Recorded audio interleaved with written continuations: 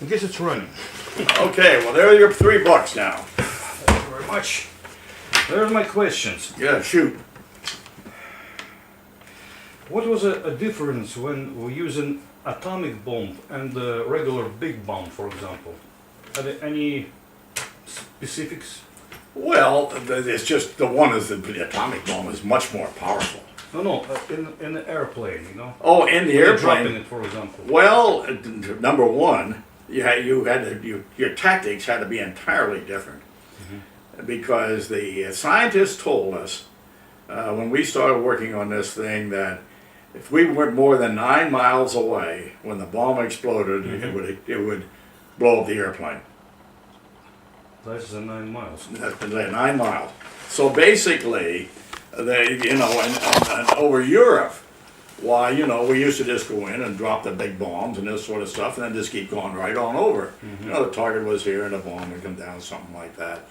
But with this bomb, if we kept on going straight over the target, I wouldn't be here. So basically, they warn you.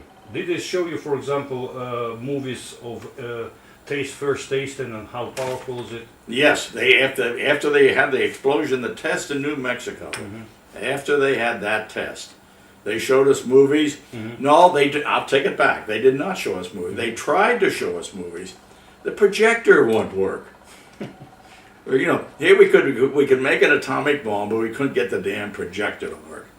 But they told us all that they could, and they showed us a lot of still pictures and everything else, as much as they could about it. So yeah, we didn't go over unprepared at all. What was supposed to be? What you're supposed to do? For example, when meteor condition over the target was unbearable. For example, not bad. Clouds, for example, out of nowhere. We were supposed to, in that wind. case, and our first bomb. You see, we dropped 2 different type bombs over there. We dropped the only uranium-235 bomb ever dropped. All subsequent bombs were plutonium-type bombs. But in our particular case, they told us that if we took the bomb up there over the target and could not see to drop it under any conditions, we should take it out and drop it in the ocean. Do not bring it back to the base with you. So it was designed or destroyed itself, or if you dropped it in the ocean, what could happen to it? Or it should be It'd picking probably up? just sink down in the ocean. That's all. So there's no any It is- devices to float it or something? No, So no, just forget none it. whatsoever.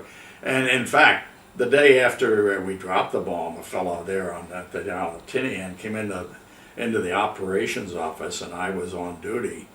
And he said to me, do you know anything about that bomb you dropped yesterday? And I said, a little bit. I said, what do you want to know? And he said, I'm in charge of firefighting here in the island. He said, if you want to air your airplanes cracks up on takeoff, he says, do we rush in and try to put out the fire, or do we turn around and run the other way? And this sort of thing. We talked about it a little bit and decided it didn't make a bit of difference. Yeah. But that's why they told us not to bring the bomb back to the base with us. They didn't.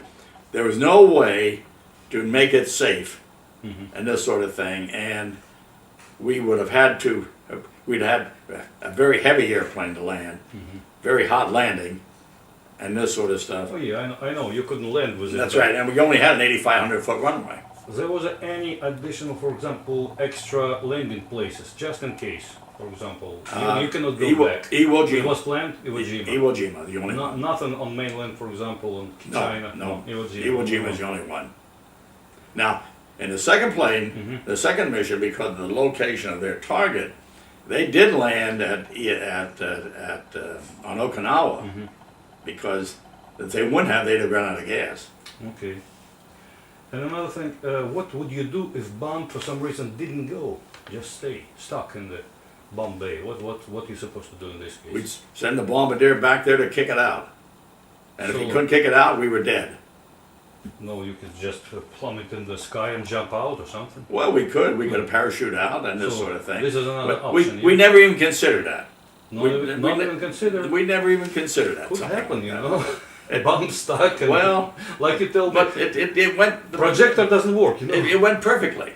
It worked perfectly and everything else, and we didn't have to do anything. You have a lot about of experience by this Yeah, time, of yeah. course, with the bombing. What was your most difficult flight? This one or somebody else in Europe or it. Africa? Oh, or in Europe. You were My, more my, dangerous. I guess. well, all of them in Europe were more dangerous. That's number one, except for the bomb and this sort of thing. But considering the fact we'd get away from the bomb, why any flight in Europe was more dangerous than this flight over there, because when you flew over Europe, you got opposition and this sort of thing, and you got all kind of fighters and everything else. My most difficult flight from the standpoint of navigation, however, was a trip back from Gibraltar back up to England with General Mark Clark in 1942, before the invasion of North Africa, because the weather was horrible. No, you couldn't get a line of sight. B-17? The B-17, you could not see the stars, you could not see the bottom of the ocean or anything else. And I just kept putting myself a little further to the left because the Germans were to the right. So I kept putting myself to the left and this sort of thing. And then to top things off, when I got up to England, they had a system where you get a QDM, I think they call it, and you call them on the radio station and they give you the heading. What is it, QDM? You would call a radio station and they would give you the heading to fly to your base from where you were. They gave me one 180 degrees off. And if I had followed it, I'd have been out in the middle of the Atlantic without gas in the water. Yeah. I didn't believe it, because I'll tell you why I didn't believe it. If they were right, I was flying into Germany. Yeah. And everything of that type. And if I were flying into Germany, I figured I'd have a lot more opposition by that time. Yeah. And What would be better, land in the ocean or land in Germany? In this case? I think I'd take the Germans myself. Yeah. What they do? How they treated, for example, after this bombing? How they treated the pilots that were parachutes? Oh, the Germans? Yeah. Pretty good. No, sometimes they shoot them. That's all recently. Well, every once in a while you'd get something that would be shot, but Just for the most part, the airmen that were shot down went into Luftwaffe camps, not the regular prison camps and everything, and they were treated reasonably better. Not a whole lot, but a little bit better than what the regular prisoners of war were. My next door neighbor over here was captured on Corregidor, and by the Japanese. Marine? Yeah, and he was captured on Corregidor, was a prisoner of war of the Japanese the whole war. So they send it from Corregidor somewhere. Oh yeah, it's a death march, Bataan and everything. Well, he was not on the death march, but he was sent up to Japan to work in coal mines and stuff like that. What kind of airplanes you trained when you? By the way, how was decided? For example, you were volunteered or drafted Paul Tibbets. I knew Paul Tibbets very well. in the beginning of the war? The Yeah, when beginning you of the war. started. When I got out of navigation school, I was sent to the So you were drafted. 340th Squad. No, I was not drafted. Okay. I joined. I was going to be a pilot, No. Okay. So and you I washed out. Then I went to navigation school. And when I got out of navigation school, I was assigned to the 340th Squadron. Paul Tibbets, Captain Paul Tibbets, at the time, was the commanding officer of that squadron. So Tom Farabee, Paul, and I were the three of us that flew together almost all during the time. So when Paul got command of this atomic outfit, why, he called me and he says, I want you for my group navigator. And so I says, okay, I'll go along, and this sort of thing. But when you trained first, what kind of airplanes you fly in the States? Well, in the States, B-17s. This one. And actually, there's a picture of one around here someplace. The old PT-18, the Boeing, built by Boeing. It was a Stearman. The Stearman built by Those are Boeing. big airplanes from the start, not like biplanes or something. No, they were small planes to start with. They were biplanes, Oh, okay. small biplanes. I've seen models of planes that are as big as a plane I learned to fly in. And basically, what kind of planes you fly? B-17, B-29, nothing else, or That- Rapers or something? Oh, and when I was back in this States and this sort of thing, anything that would come along, I would fly in it. But basically, they were all C-54s, transports, B-29s, or B-17s. B-17. Yeah. How do you consider work of map service? How you consider maps you fly with? Was they good? Oh yeah, absolutely. Both Perfect. Europe and Yep. Japan operation. Yep. For example, I know they give in Europe this napkins with a map. Yeah, do they do the same thing in the Pacific? Yep. Yep. Well, what Ocean everywhere. but what you're talking about there, the ones that you're talking about were strictly survival Survival maps. maps, and if you were shot down, that was the only thing you had. So what they give you? A map of China or what? A map of No, it's a. I think I have it. Well, I may have one here. Let me go look. map of China? Or what was that? Well, no, it was just the ocean. You had Tinian down here. You had Tinian and Saipan down here. Then you had Iwo Jima up here and Japan up here. So there's nothing there but ocean. But hey, that was your problem. You know, I have at home this device that of Korean War times that allows you to distill the sea water. Do you have something like this? We had them and everything else, How but they work? I never used one. Oh, I know. I never used one, so I don't know. What is the longest flight, for example, from start to finish? Well, that one over there was about as long as we had in combat. That was 12 hours and 15 minutes up and back. But we were slow. You know, the B-29 was not a fast airplane. And I've flown longer missions in terms of time in training when I was down at Batista Field in Cuba. And we'd go out over the South Atlantic there for 18, 19 hours at a time, just for training purposes. And if you got lost out there, you weren't fit to carry an atomic bomb. What is the feel of a flight, for example, over the ocean and over the land? What's the difference? Well, over the land, you could look down and see where you're at, for heaven's sakes. And the ocean, you were, unless you had whitecaps down there to read drift on or something of that type, you didn't have anything that would go by. And except, Even if you live from a big flight, you still see nothing. yes, well, you had celestial navigation. You did by the stars. You could get fixes on the stars, and that's how you did it over the ocean. And with this airplane itself, 29, how reliable it was, and if it was broke, could you fix it on a place, or it would have to be sent back to States? Or how Oh no, they had depots over there that fixed all the B-20. See, we had about 1,200 B-29s over there, It's a lot. and everything of that. Look, see this field here. Let me see.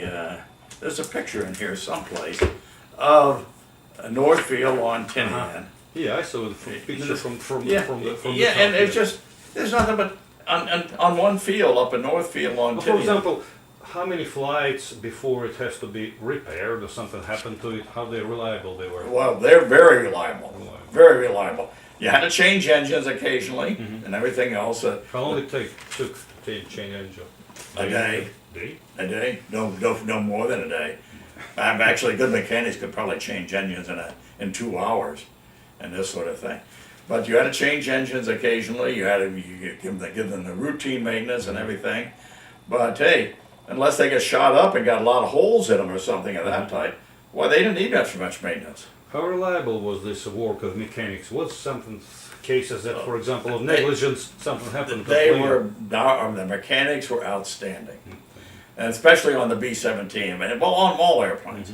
But our B-17, the mechanics learned to patch up bullet holes using the side of a gas can. You know, we'd get gas over there in 5-gallon cans. So they cut it? And this sort of thing, they just cut a side out of there and riveted it over the hole, and that was it. And they were exceptional at what they did. But the cans were aluminium too, or they were metal? No, they're just plain old tin. For example, what can you see to replace of tail gunner? What visibility was? Oh, you could see almost everything back of you and back of you. 360 or 180 or? Well, up for 180. Well, now more than 180, maybe about 210 or something of that type. Yeah. For example, these people, you navigator or pilot's an officer, but tail gunners was a private, so sergeant maybe, yeah? Enlisted man, yes. How did people get to this school, for example? What decided? You go to the Marines, infantry, you go to the tail gunner. Education, what is it, just? By guess and by God. Yeah. That's what it was. So in the Now case me, of- I picked out because I washed out as a pilot. I had a choice of what I would do, and I was at first I was going to get out of the service and join the RAF because I wanted to fly.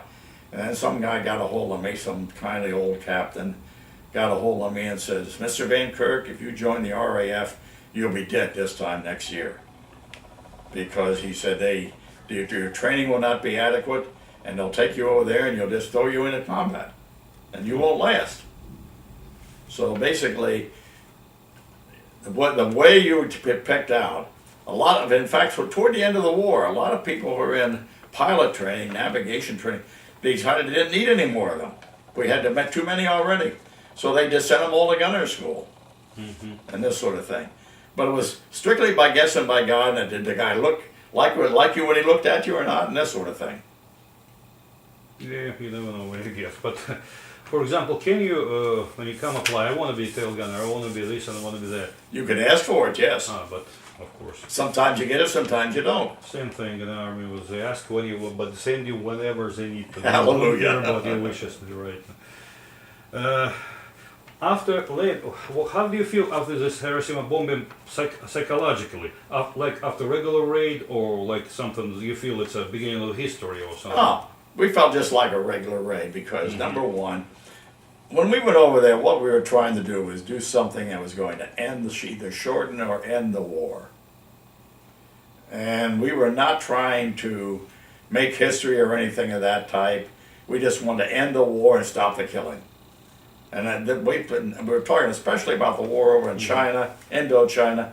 You know, about 6,000 people are being killed over there every week, even when there's no combat, no invasions or anything going on. So a lot of people were being killed every week, and all we wanted to do was stop the killing and this sort of thing. And the atomic bomb was the most efficient way to do it. So psychologically, none of us ever suffered any problems.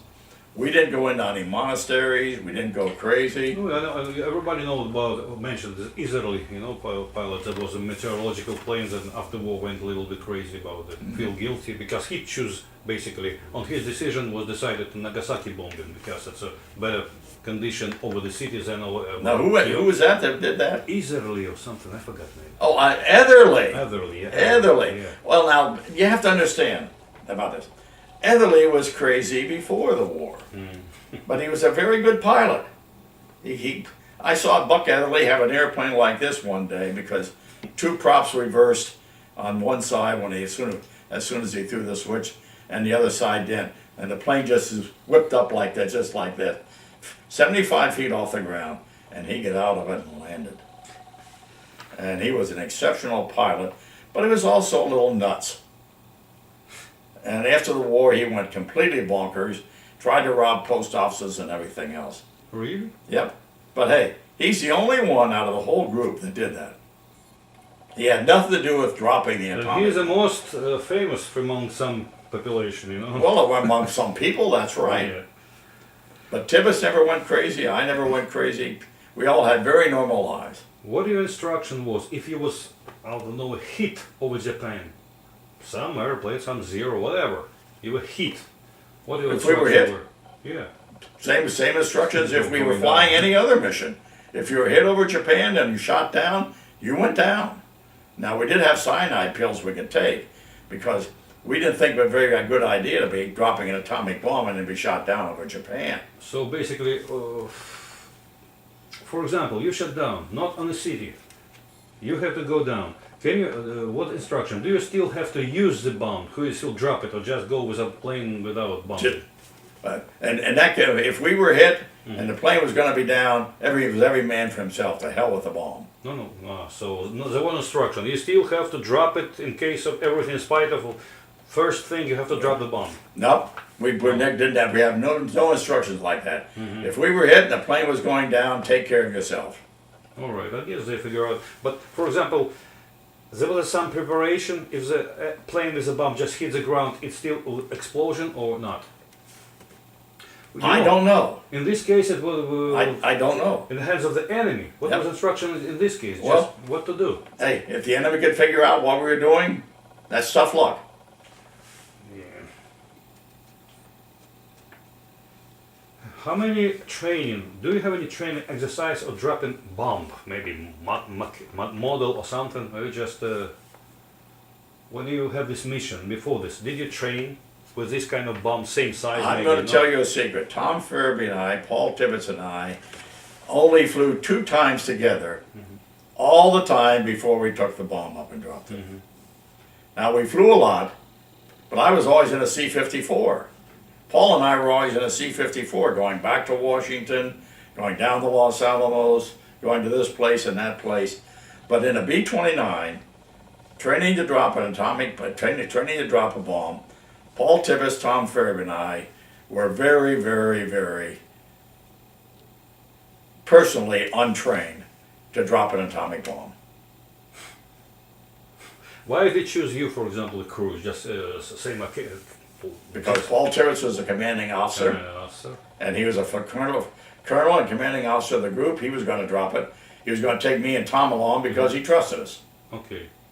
And he knew what we could do. So this crew was assembled in place, not from the, That's right. We're assembled in place. in place in the, okay, by this lower command, not from Washington. Not from Washington, no. Not at all.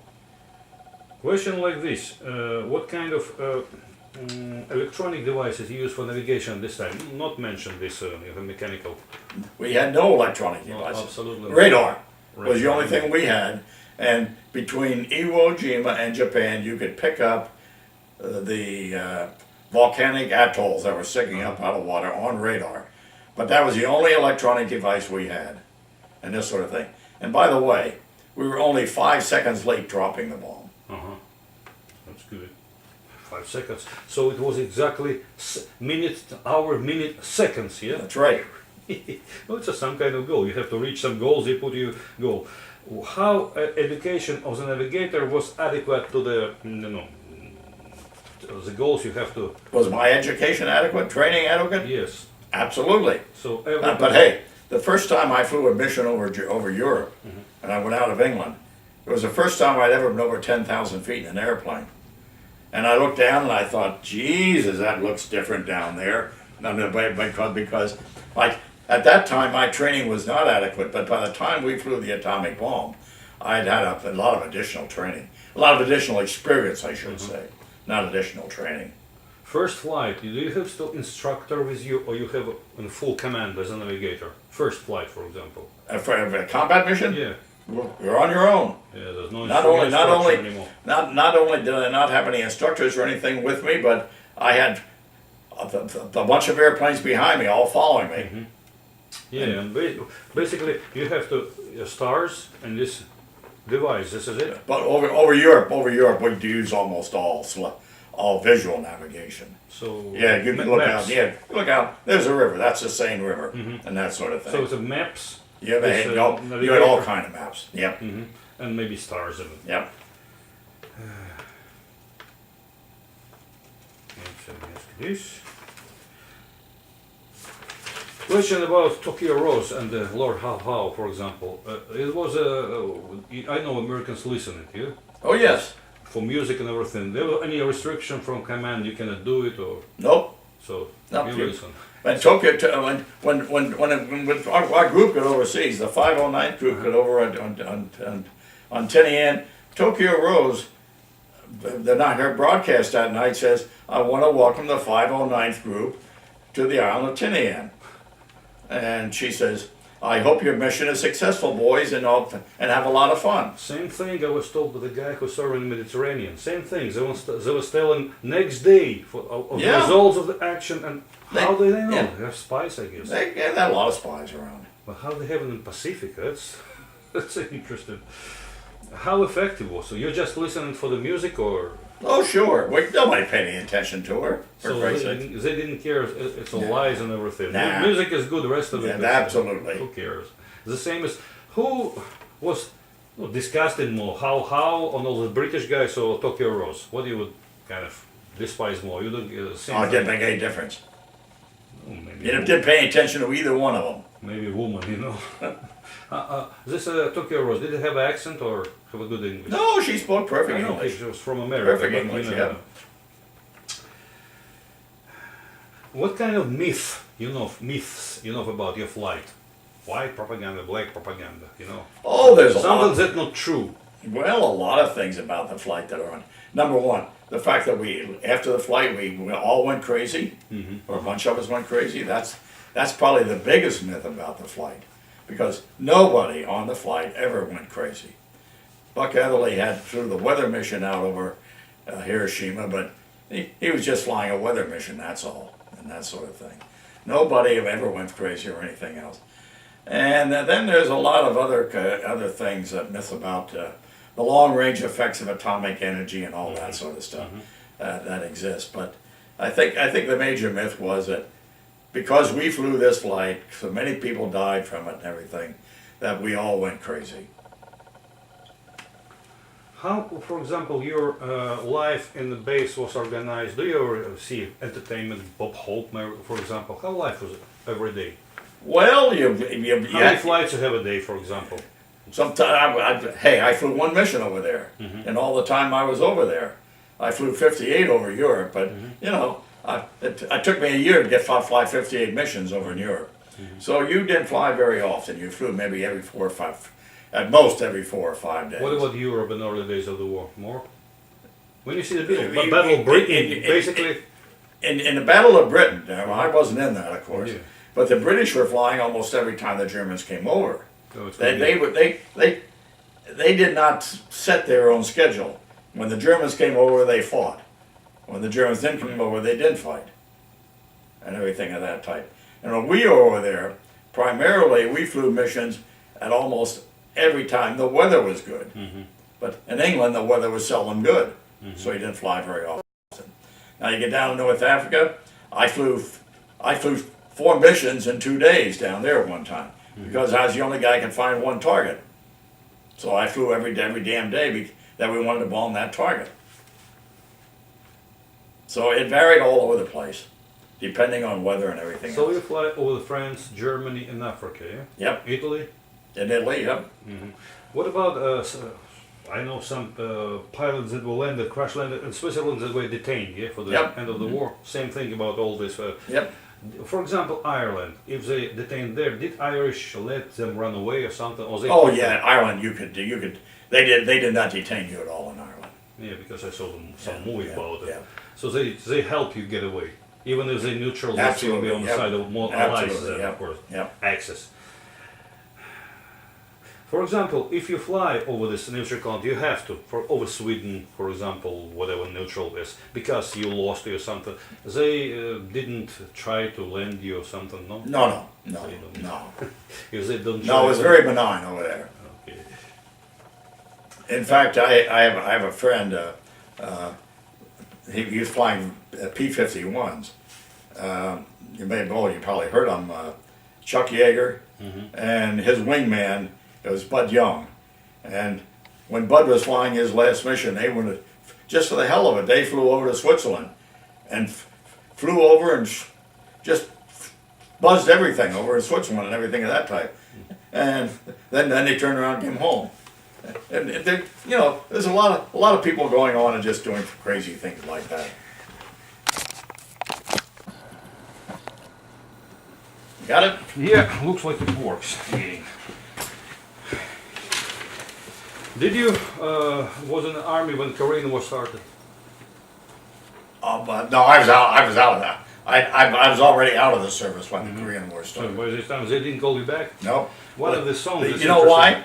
Because I was a major at the time. They called all the people in my unit that were captains and lower. Majors and above, they didn't want. There's one song in this very interesting song about this. So they call goddamn reserve when shit hits the. In peace times the regulars are happy. In peace times they're ready to serve. But they call for goddamn reserve. Like that.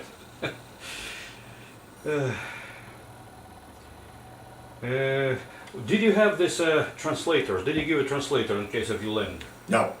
No. No. So you have to. We had some German, English, British. DC guys with us in our unit that could speak perfect Japanese and everything of that type. But they weren't there in case we had to land. They were there to go with us up to Japan right after the war was over, when we took the scientists up there to take them into Hiroshima and Nagasaki so they could assess what the bomb did. So- And they went up there, and we gathered up the Japanese scientists and took them with us down there.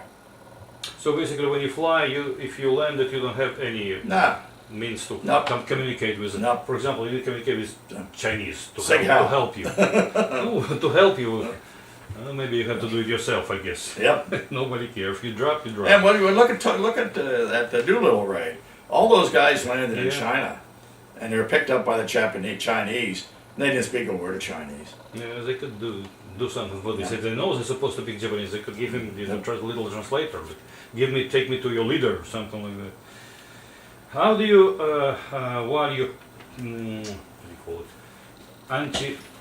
There's a flag system in Germany or Italy. How good it worked in Europe? It was exceptionally good. And I have many pictures of a big old cloud up there and everything, and it's just black clouds from the Like from the mush- flak bursts and yeah. everything else. And you looked at it and you knew you were going to have to fly through it. So basically, it's go all the way up and then explodes, Yeah. and the shrapnel hits airplanes and everything. I'd seen many people. I'd seen one of my friends who we were flying on our right wing one day, and he got a direct burst of flak in the bomb bay, and poof, the whole plane just disappeared. I was never injured by flak, except I got a small piece of flak in my butt one day, and this sort of thing. And I covered it up by a Band-Aid. But when we got back to base, Tom Fairby, and we were always playing jokes on each other, and Tom says, "Dutch got a piece of flak in his butt. You ought to check it." So by the time the doctors got done probing for more flak, I needed a Purple Heart. That's like John Kerry's Yeah. Purple Heart. Yeah. Is it find it? No, they didn't find it anymore. I knew they won. And what about German pilots? How good they were? They were good.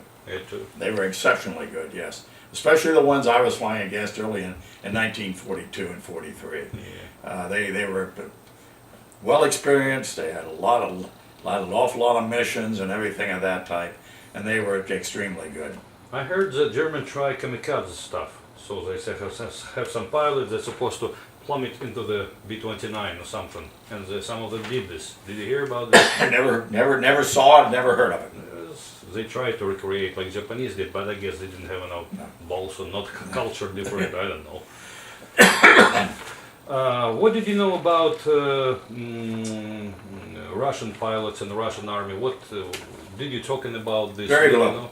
Very little. What I know is, number one, we had an airplane called a P-39, and it wasn't good enough. Our pilots would not fly in combat. We gave thousands of them to the Russians. They flew them. They were great tank busters. They had a big old I think it was a 37 millimeter cannon up in the nose, and they used them for a lot of tank busters and everything. They thought they were terrific, but this airplane wasn't good enough for the American pilots. How about that now? Of course, during the war and like this, you take everything, you know. Yeah, absolutely.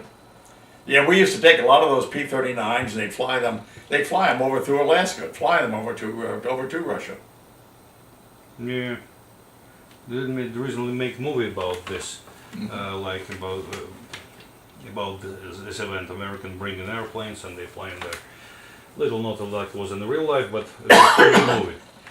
And your allies during the war, for example, how life of British, I guess, who else, was different, or French, different from your regular life, food and rest and everything.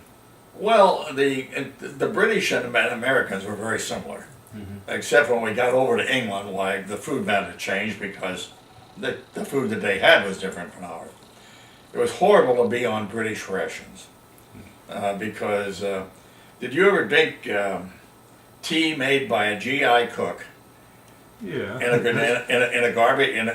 a clean garbage can. The what tea I was practically unfit to drink and everything. I did it for 2 years. I was in the army. I know. But then the other thing was that some of the British rations were beef and kidney stew and oxtail soup. And we get down in Africa there for a while, and Christ, we existed for 2 weeks with nothing. beef and kidney stew one meal, oxtail soup the next, beef and kidney stew, oxtail soup, and this one. It was, the rations were horrible and everything. They were not near as good as our rations. But the British people were very friendly and everything of that type, and we made a lot of friends over in England. Did American propaganda officers, whatever is it, worked among how to behave with the British people and everything? No, It's no. just you're supposed to do whatever Yep, you know what to do. Yep. You're in the army now. Exactly right. For example, if somebody in crew died or wounded, how it was transfer was made? He was supposed to be returned back in the same crew when he recovered, or No. no? Sometimes they did, sometimes they didn't. It all depended on where they were. And I'll tell you a little story. In our B-17, well, I'll show you the guy here for Christ's sakes. Where's my picture of the crew of the B-17? I thought I had it here. Here we are. This is that was our crew on the B-17. Mm-hmm. That right there. And there's one guy here, was our tail gunner, Willie Titsworth. This guy right here. Mm-hmm. And the plane, you know, when the planes get in formation and everything, they're very close together. And the flight engineer of a crew flying behind us was injured one day. Mm-hmm. And he said that Willie Titsworth is a guy who shot him, Mm-hmm. and that sort of thing. And when he got back, when he got well again, got back on the flying status, he came back out. He says, "I will never fly behind Willie Titsworth again." He says, "I'll only fly on Paul Tibbets's crew." So we had an opening because this guy got a venereal disease and was kicked out. So we had an opening, so we put him on our crew. What, kicked out of the army, or No, kicked out. I don't know. Taken off of flying status. I don't know. I never knew what happened to him and this sort of thing. But he was taken off of flying status and put on non-flying status over there. So basically, Herman Haig became our flight engineer, and he became a good friend of ours all and everything at that time. But the story goes, he was shot by Willie Titsworth, and he'd never fly behind Willie again. So it was happens that you can shot or bump your, of course, like I guess like in the ground, you can kill your own. Oh, absolutely, absolutely. You had to be careful where you're shooting. There was it couldn't happen. For example, when you fly in a huge formation, some bomb could fall on a lower airplane. It could happen, and it did sometimes. That's what I guess. Hey, some when you get 600 planes up there or something, almost anything can happen. Yeah. Our biggest concern was getting 600 airplanes all together into a big formation over the confined space over England. Mm-hmm. The weather was not bad and everything of that type. Sometimes you'd pull up through a cloud and right above you is another airplane. And everything of that type. Yeah, when you see documentaries, it's just scary sometimes. That's How right. the hell they train them to fly like this? But hey, they were doing the best they knew how. They weren't trained to fly like they were trained to fly properly, but they were trained in good weather. They weren't trained to fly in lousy weather and everything of that type. I guess too dangerous. I guess to try Yep. in bad weather you can lose. Did you ever saw any Soviet soldiers during the war? Never did. Never did. Never see Nope. any. Because I was over in England, Africa. I finished my 58 missions over there, and I was home. 58 missions. 58 missions over in After England. this, you go home forever, or just for the Well, rest? I went home until Paul Tibbets called me to go back Okay. over again. So you don't have to. This is it. You did your duty. Yeah. I did my work on my 59. tour. That's a lot. Yeah. I heard it's 25 or something was it Well, it was in England. in England. But then by that time I was down to Africa. And by the time they established the number of tour missions that would make up a tour down there, I had already had 58. So basically, less dangerous it became because That's right. flag. Africa was less Like- dangerous in England. And then That's it's it. just keep increasing and increasing. Yep, yep. But basically, if you finish it, you can go home and become civilian if you No, want. no, you can't become a civilian. You can go home and You're still in you're in some duty in the army back Okay, here. okay. For example, I was In the fray commanding, somewhere. I was commanding officer of a training squadron, training more navigators. Until Paul called me to go on the final night. When you finished with Europe, when was that?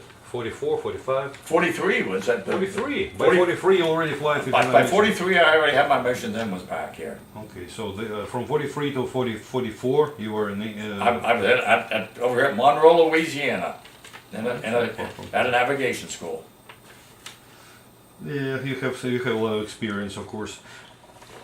That's what everybody do, I guess. Took the best pilots and send them back to train. That's them, right, sir, yeah. Because otherwise, how they can learn? That's where the Japanese made their mistakes. Yes. Their pilots got shot down. They didn't have any good replacements. And sometimes, from the beginning, they even use good pilots for kamikaze because they thought it's a noble thing.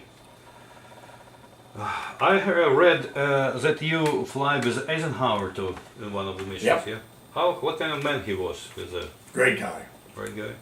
He was only a 2-star general at that time.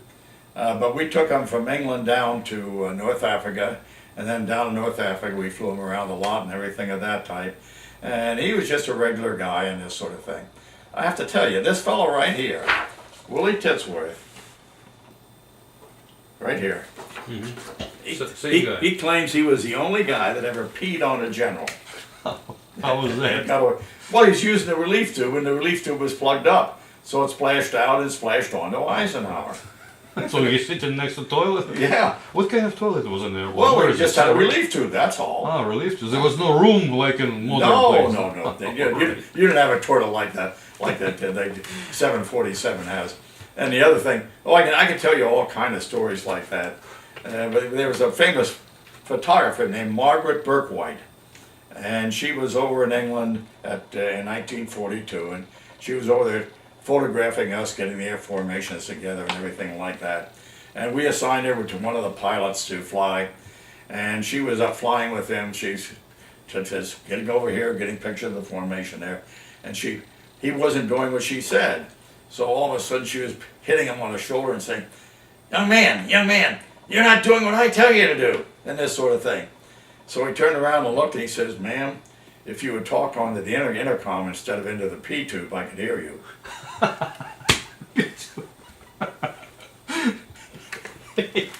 And what is her reaction was? Well, for example, what a reaction was what during the situations that when you fly over Europe and Africa, basically you have to fly, deliver a bump and went back. Yep. What if something, do you have any specific instruction for something unusual could happen? Hey, if you got shot down, you got shot down. That's all. It's a normal situation. Yeah. For example, you have to decide for yourself on a whatever. If somebody went crazy, for example. If somebody went crazy, if he jumped out of the airplane, that was his trouble.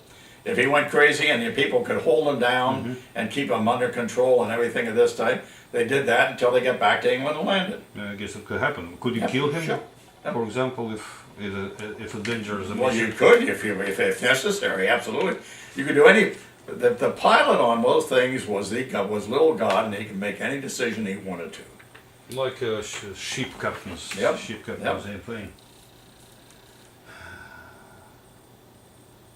You don't have any, of course. I don't remember it exists any cases of treason, for example, among pilots. Nope. Somebody landed, and We were a little bit suspicious of the first guy shot down over there in our group, a fellow named Lipsky. And he later turned and became friendly with the Germans, we understand. And it would help the Germans a little bit, and he went down under very suspicious circumstances. He just kind of floated down and made a good landing on a sandbar in the Seine River. And this sort of thing. So was some we investigation? were suspicious about that, but no. There was any investigation after this, after the No. war? None that I know of. None that I know of. Do you? What about any spy activities? German or Italian, in England. And in England, we never even thought of spies. How do they know about this, Lord? How and Tokyo Road? I have is no so idea. interesting. They had them. They obviously had them. Now, coming back to the atomic bomb, we had real problems with the Russians on the spying about the atomic bomb. Because at that time, England and we were all together, and the Russians were on the outside looking in, so to speak. And in fact, Harold, what's his last name? Who? A fellow named, he became the fourth director of our Los Alamos laboratory. Oh, I remember one Oppenheimer. Anyhow, he got his doctor's degree, became the fourth director of that, and come the days of Glasnost, well, he went back over to Russia to meet his counterparts in the atomic program in Russia. And when it was introduced to the Russians, why they said, Dr. Agnew is his name, Harold Agnew. Dr. Agnew, we would like to congratulate you, not only making the first atomic bomb, but the first 2 atomic bombs, yours and ours. So it's a during, okay, I got it, yours and ours. Yeah, I know that it was help, because I heard this scientists thought it would be better for the peace if both That's right. will have it, and it's kind of... And all the secrets came out of the academic program. They helped because they never came out in of Russia they have own program working Yeah, on this that's side, right, but yeah. I guess they didn't have as much money as America have to because they have a war right That's there right, at home. yeah. That's different. That's why they didn't have planes like this. I know That's that right. one of the B-29 was landed. Russians make exact copy, Yes, but in metrical system. There was a anecdote story that there was a bullet holes in somewhere, and they make bullet holes, so that's the holes that's supposed to something. I don't know, true or not, but it was It's true. It was anecdotal true. story. Yeah. There is any planes, for example, when you people fly in the Pacific to land in Soviet Union. I know they have to be detained because the Yes, Soviet was not in the war. some of them did. Some of the Doolittle Raiders, like one crew on the Doolittle Raiders landed in the Soviet Union, and they were detained for several years, I think, before they were finally released, and everything of that type. And then there were several B-17, B-29s that were down up in the Soviet Union also. Do they let them run away or they keep them, the pilots? They interned all of them. The Russians did anyhow. Because at the beginning of the war, understand, they didn't want to provoke Japanese because they have such a bad case in the Right, West. yeah. But That's later right. in the war, maybe it's changed a little bit, of course. I know that's in the end. How you, for example, after second bomb dropped, you know that Soviet Union declared war on Japan in 1 week. It's, how this reaction was it meaning something to Americans or not? It didn't mean much. By that time, we thought the war was over anyhow, Yeah. and this sort of thing. So it didn't really mean a whole lot, except that if you were higher up in the government, it probably meant something to you because, you know, if you were, say, President Truman, you did not want the Soviets invading Japan and getting part of that land, and then you'd have a divided country like Germany was after the war. I guess they didn't want this, of course, but one of the demands or agreements in the Potsdam Conference was the Soviet Union That's enter right. the war in That's 3 right. months because We help better. Yeah, we didn't have the atomic bomb at that time. Yeah, back to sticks and 46, you know, nobody know when war was That's over right. in Japan. That's right. So back to heaven in 47 or something like that. After 45, how do you, after bombing, you still thinking when war will be over? This year or? We thought when we were coming back from Hiroshima, we were talking about it. We thought the war was over right almost immediately. After this, when you see Yeah. this explosion? We just said, hey, the Japanese cannot stand up to such force and that sort of thing. But they did, and I think the reason they did is, you know, I said that we dropped the only uranium-235 bomb. The Japanese atomic program, and they had one, was all based on using U-135, uranium-135. And based on that program, everyone thought that they want people to only make one bomb because they didn't have enough uranium-135, U-235. So they all only thought they'd only be able to make one. So it wasn't until we dropped the second one, and they knew we could make more than one, that they started getting serious about talking about peace. And when an explosion hits, how it was surprise for you still after everything you know about it? Was it a surprise? Oh yes, it was bigger than we ever thought. Bigger than we ever thought. Interesting enough, you know, with this anti-war propaganda, they always mention this Hiroshima, Nagasaki, and Dresden. But for example, in Tokyo bombing, or Hamburg bombing, That's right. even Yeah. more, and nobody That's here. right. On explanation, Just took more airplanes, that's all. on explanation, it was end of the war. It was not necessary. That's right. It was not over even after second bombing because they still. I saw recently Japanese movie, maybe the last day of the war. They would attempting to revolt against to take power and continue the war. Some crazy. That's right. So I guess it's a war not over until it's over. Same thing stupid people tell. Yeah. And Stalin shouldn't took Berlin because lots of people were killed. Yeah. He just surrounded and starved to death. It doesn't work like this. War No. should be over any means. And sooner better because machines still working That's right. Yep. for nothing. After the war, for example, with all these beautiful machines, how they were, treated, just destroyed or American tried Most to of them sell it? destroyed. Almost all the B-29s, they had big machines out in Phoenix, Arizona, and they had, the big choppers. They just put the plane in and they chop it right in half, in No, pieces. Of course, you saw this movie, Best Years of Our Lives. Like Yep. in the end, this big field. So they didn't try to convert them to civilian or Nope. no? They weren't good for civilian. They were too small. Really? Yeah. Really? Now, Boeing did. They took the B-29, they made the C-97 out of it, put two fuselages, one on top of the other, so they made a civilian version of it. But it didn't last long because the jet engines came along, and yeah. Did they try to sell it? No. The countries it was top secret or something. Yeah. And no countries will It was able to buy obsolete it, by of that course. time. Yeah. No, some countries still buying in Africa maybe T-34 tank or something, but they didn't have money for this obviously, and no need. Why do you need a bomber? Strategic bomber in Africa. Well, you go out here to Lockheed now and you look at that F-22 there. I live just next to the Lockheed, by Is the that right? way. Oh, I go in there and they let me get into the simulator for the F-22. If we had had 8 of them in 1942, we wouldn't have had any war.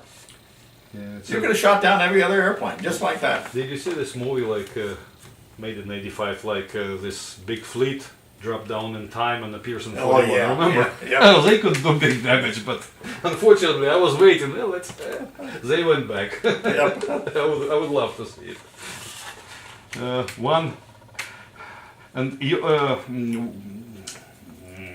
Yorktown, ones that brought bomb to. Did you met on them during the war? Oh, the cruiser Indianapolis? Cruise. They went to this island and dropped the bomb or somewhere else. No, they brought it right to Tinian. So it's They brought it to Tinian. so this island was okay. And there are pictures in here of the Indianapolis unloading the bomb in Tinian, in that book. What unlucky ship, famous but unlucky. Yep, yep. There's a And, story. I see those guys. In fact, do you ever go up to Reading, Pennsylvania, to the World War II reenactment? You No. should. You should. It's quite a reenactment. It's in Reading, Pennsylvania, Reading, Pennsylvania. When I go up there, I will be sitting right next to a member of the crew of the Indianapolis. He's sitting there. He has his book, and I have this, and we're signing books together. But there's all kind of things up there at that Reading show.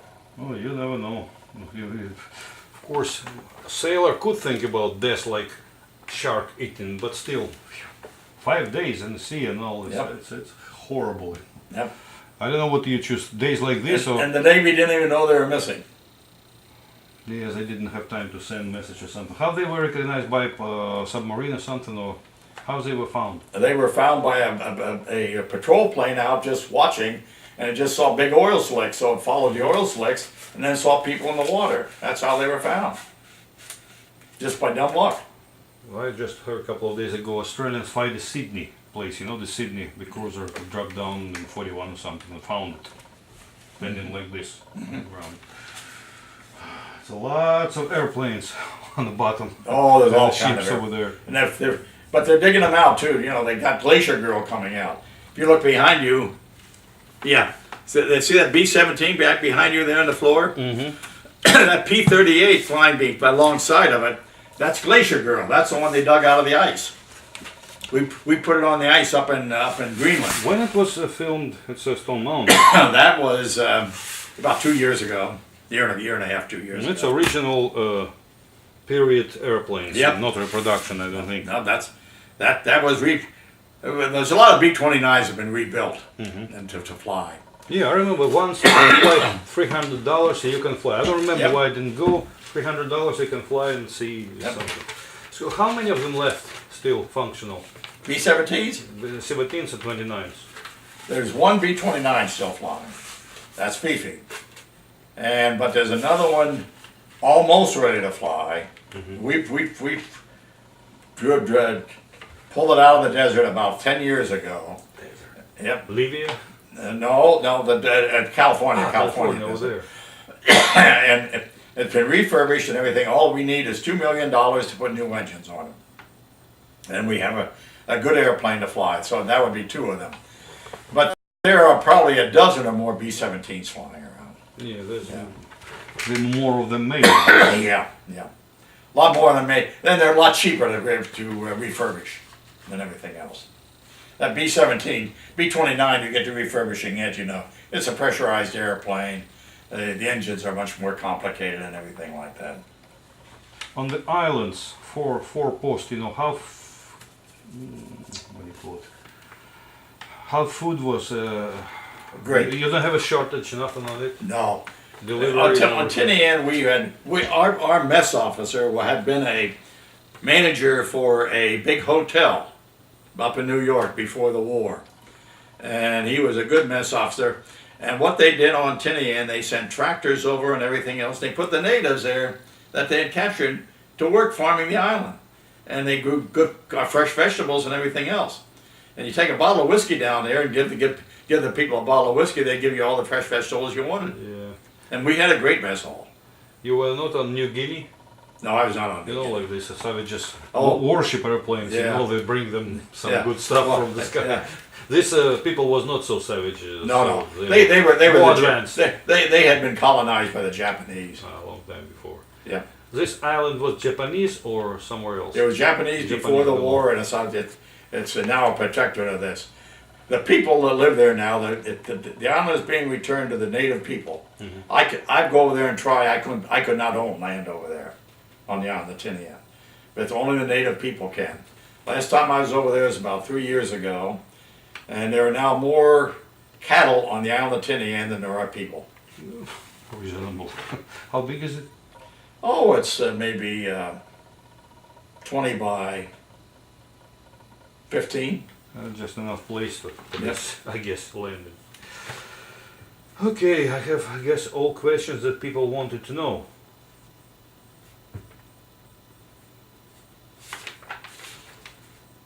Where were you when the wars ended? I was on Tinian. Tinian, same Yeah. thing. When war in Europe ended, were you? Oh, in the you war were in Tinian, I was at Wendover, Utah at that time. Utah. Yeah. How was this feeling of this war in Europe? Now, in Russia, of course, it's war is over. That's it. In America, was not as because you still That's have right, war. that's How right, how that's was right. feeling still?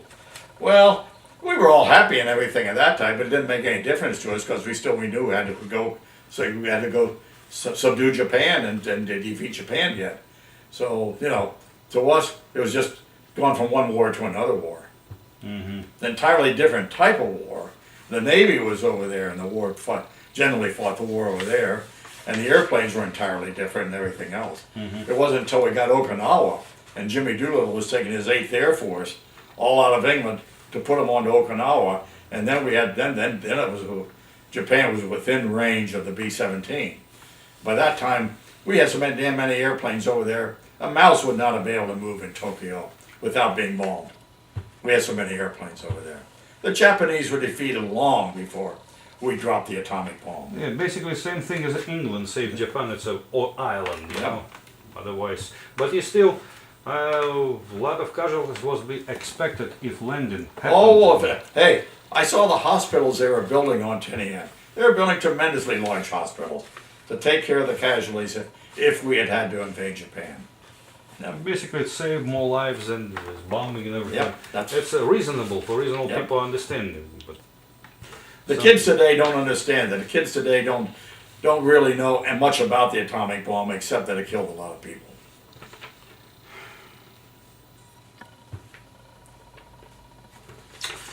all right, I'm done with this thing. Do you have anything left from the Enola Gay scrap of metal or something? Nope, Nothing. not a thing. Was not allowed, or you're just not interested in this? I just I wasn't interested in it, number one. If I had any of it, I've already given it to Bob Kraus and people, historians Yeah, a and long people time like ago. that. Anything left for your something that you have with you during the war? Nope, I remember. not a thing. Yeah, like you told me you sold your Colt here. Yep. A lot. And I read that you have a logbook or something. What is it from Enola Gay? The logbook, I'll give you a copy of it, just a minute, I'll go But get it. was it? Can you take it with you? Isn't not an army GI? You know, Nope. property. After the war, the army didn't want it, they threw it away. Oh, they throw away airplanes, of Yeah, course. that's right. Not just books. But I have a copy of that log. Just a minute, I'll give it to you here. I'll tell you what, come on with me, and I will walk around here and I'll show you some of the things the only things I have are things I want. And that's a picture of the Enola Gay up there now. Been painted by Bill Phillips, and that's on the bottom is the boxcar. Here, I'll move this out of your way and you can get them. Ooh, geez, that's heavier than I thought. Just Then over here we have a picture of our B-17, the Red Gremlin. Also painted by Bill Phillips. Turn on some lights here and you might get a little bit better anyhow. That's our B-7, and we picked that airplane. We had 3 airplanes shot up in our first 6 missions, and then we got this one. And you notice the tail number is 44444. And he says, hey, that's a winning poker hand. It was never shot down or shot up. Then in here is some more